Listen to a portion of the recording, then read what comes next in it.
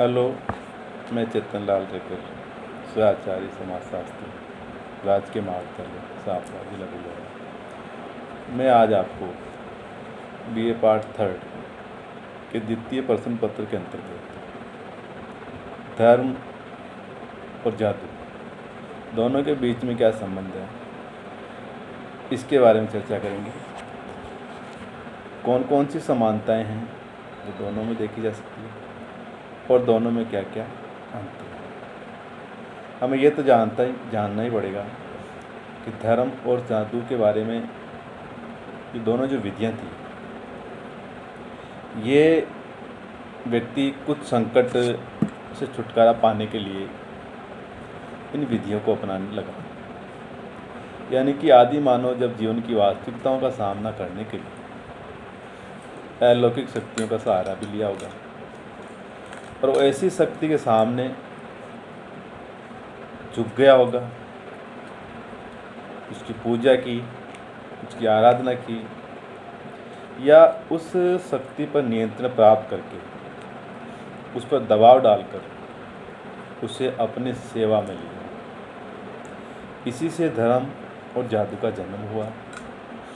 धर्म और जादू मानव के लिए अनुकूलन के एक उपकरण है।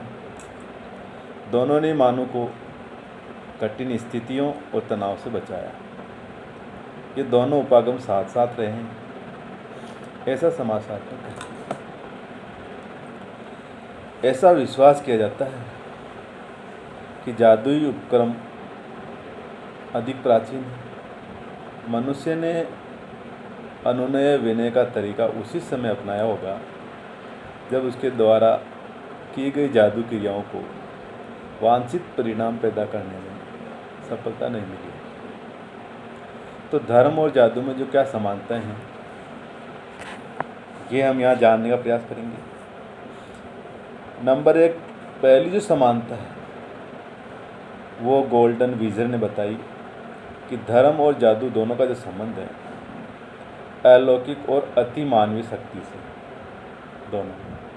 दूसरी, दोनों में परंपरात्मक ज्ञान पाया जाता है।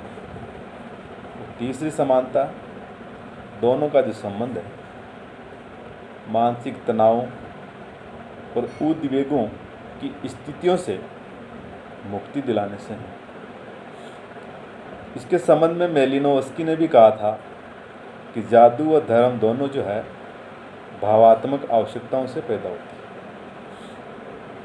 नंबर 4 समानता अगर की बात करें तो दोनों का जो प्रयोग है उस समय किया जाता है जब मनुष्य की दक्षता एवं क्षमता में जवाब दे देती है। जैसा कि मेलिनोवस्की ने कहा कि ट्रोबियान्डो द्वीपवासी नावें और फेरियां बनाने में दक्ष कारीगर हैं और वे जानते हैं कि किस नौका को कैसा आकार दिया जाना चाहिए और कौन सी नौका कैसे तैरती है, कब डूब जाती है। फिर भी वे ये नहीं समझ पाते कि तूफान कहाँ से आता है और क्यों कोई विशेष नौका डूब जाती है। यही धर्म और जादू का परिवेश है। तो इन संकटों का सामना करने के लिए ही धार्मिक एवं जादुई क्रियाएं की जाती हैं। इसी प्रकार 5वीं समानता है, धर्म और जादू को करने की विशिष्ट विधियां हैं जो ट्रेडिशनल हैं, जिनका पालन करना आवश्यक है। अन्य उद्देश्यों की जो पूर्ति में चाहे सफलता नहीं मिली हो, फिर भी उसकी पालना करते। ये दोनों में देखी जा सकती है। नंबर 6 जो समानता वो ये है कि धर्म एवं जादू से संबंधित क्रियाओं को संपन्न करने वाले विशिष्ट व्यक्ति होते हैं, अर्थात वह इस फील्ड के स्पेशलिस्ट होते हैं। जैसे कि धार्मिक क्रियाओं को करने वाले पुजारी, तो जादुई क्रियाओं को करने वाले को जादूगर कहलाते हैं। ये दोनों में देखा जाएगा विशिष्टता के आधार पर। नंबर 7, धर्म एवं जादू दोनों में ही पुजारी एवं जादूगर को या शासन को नित्य प्रति के जीवन से उस दिन भिन्न जीवन व्यतीत करना पड़ता है जिस दिन उन्हें ये क्रियाएं करनी होती है, या दूसरे शब्दों में यूँ कहें कि उन्हें कुछ निषेधों का पालन करना होता है। अगर वह निषेधों का पालन नहीं करें तो उन्हें असफलता का सामना करना पड़ता है। तो दोनों ही जो क्रियाओं को करने वाले जो एक्सपर्ट होते हैं उनको कुछ निषेध, कुछ नियम उनको फॉलो करना पड़ता है। ये दोनों चीज़ें दोनों ही धर्म और जादू में देखी जा सकती है। इसी प्रकार आठवीं समानता जो है कि दोनों ही विकट परिस्थितियों से अनुकूलन के उपकरण के रूप में प्रयोग होती है। नंबर 9, दोनों ही धर्म और जादू दोनों ही मानव की कल्पना की उपज है। लेकिन मेलिनोव्स्की इसकी आलोचना करते हुए कहते हैं कि ये व्यावहारिक क्षेत्र की उपज है। तो इस प्रकार से ये 9 समानताएं धर्म और जादू के अंतर्गत समाजशास्त्र में बताई। फिर भी इन समानताओं के साथ साथ कुछ इसमें विषमताएं, अर्थात दोनों में अंतर, difference between religion and magic. अब वो कौन कौन से अंतर हैं? उसमें पहला है कि धर्म और जादू दोनों ही संसार के रहस्यों से भरे पड़े हैं। धर्म में व्यक्ति अलौकिक शक्ति में को अपनी शक्ति से श्रेष्ठ समझता है, उसके सामने झुकता है, नतमस्तक होता है, उसकी पूजा आराधना आदि करता है। जबकि जादू में व्यक्ति उसे अपने दबाव में रखकर उससे अपने उद्देश्यों की पूर्ति करता है। ये देखो दोनों चीज़, धर्म के सामने झुकता है और जबकि जादू के द्वारा वह झुकाता है। तो ये दोनों में अंतर पहला। दूसरा, दुर्खिम ने धर्म को पवित्र माना, जबकि जादुई क्रियाओं को इन्होंने क्या माना? अपवित्र। दोनों यद्यपि सदा सही नहीं है, पर कभी कभी जब जादू सामूहिक भलाई के काम में लिया जाता है तो उसको पवित्र भी मान लिया जाता है। इस तरह से दोनों में ये पवित्रता के दृष्टिकोण से अंतर बताया। तीसरा, धर्म में व्यक्ति अलौकिक शक्ति से डरता है, उसके प्रति भय और श्रद्धा की भावना रखता है, जबकि जादू में वह अलौकिक शक्ति से डरता नहीं है। वह समझता है कि वह उस शक्ति के भेद को जानता है और उसे वह श्रद्धा सम्मान की दृष्टि से नहीं देखता। यह अंतर तीसरा बताया। नंबर 14, धर्म एक सोशल फैक्ट है, अर्थात सामाजिक तथ्य है, जबकि जो जादू है वो इंडिविजुअल फैक्ट है, अर्थात व्यक्तिगत तथ्य है। ये दुर्खिम ने कहा। तो दोनों ही में इन्होंने धर्म का जो तथ्य है उसको किस लेवल का माना है, ये अंतर बताया। धर्म को समाज से जोड़ा इसलिए सामाजिक, और जादू एक व्यक्ति विशेष द्वारा किया जाता है इसलिए इसको व्यक्तिगत तथ्य माना। तो ये अंतर चौथा।